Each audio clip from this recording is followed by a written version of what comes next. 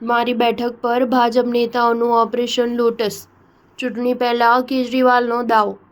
આમ આદમી પાર્ટીના રાષ્ટ્રીય સંયોજક અરવિંદ કેજરીવાલે ભાજપ પર ઓપરેશન લોટસ ચલાવવાનો આરોપ લગાવ્યો છે। કેજરીવાલે દાવો કર્યો છે કે મત વિસ્તાર એટલે કે નવી દિલ્હી બેઠક પર ભાજપ 15 ડિસેમ્બરથી ઓપરેશન લોટસ ચલાવી રહી છે। અરવિંદ કેજરીવાલે આ વિશે વધુ વાત કરતા નવી દિલ્હીમાં 1,06,000 મત છે, જેમાંથી જો 5% મત તેઓ ડિલીટ કરાવી દે અને 7.5 મત જોડી રહ્યા તો પછી ચૂંટણી કરવાની જરૂર શું છે? આ તો ખુલ્લેઆમ ગુંડાગીરી છે। કેજરીવાલે દાવો કર્યો કે ભાજપ હાલ મતદાતાઓના નામ ડિલીટ કરી રહી છે। નવી દિલ્હી વિધાનસભા બેઠક પર 29 ઓક્ટોબરથી 14 ડિસેમ્બર સુધી 900 મતદાતાઓના નામ કમી કરવાની અરજી આવી।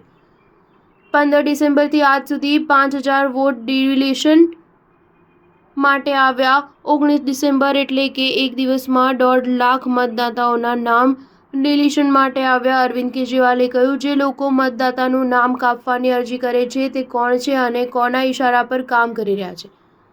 વળી મતદાતાઓના નામ ઉમેરવાના મામલે કહ્યું કે જ્યારે ચૂંટણી પંચ 2 મહિના સુધી ઘેર ઘેર જઈને મતદાતાઓની યાદી બનાવે છે તો હવે 15 દિવસમાં 10,000 મતદાતાઓ ક્યાંથી આવી ગયા? ભાજપ બહારથી લોકો લાવી રહ્યા છે, જેના નકલી વોટર કાર્ડ બનાવવામાં આવી રહ્યા છે। આ સાથે જ કેજરીવાલે અધિકારીઓને ચેતવણી આપી અને કહ્યું, તમારા પર દબાણ વધવાનું છે, પરંતુ કોઈ પણ ખોટું કામ કરતા પહેલા વિચારી લેજો।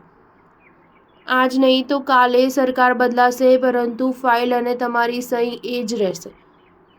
કોઈ કોઈને નહીં પૂછે કે કોના કહેવા પર કર્યું હતું, આખરે તમે પકડાઈ જશો। કેજરીવાલે કહ્યું, ભાજપ 15 ડિસેમ્બરથી ચૂંટણી જીતવા માટે 3 રીત અપનાવી રહી છે। પહેલું, મત કાપો, બોગસ મત ઉમેરો અને ત્રીજું, લોકોમાં પૈસા પહોંચાડો।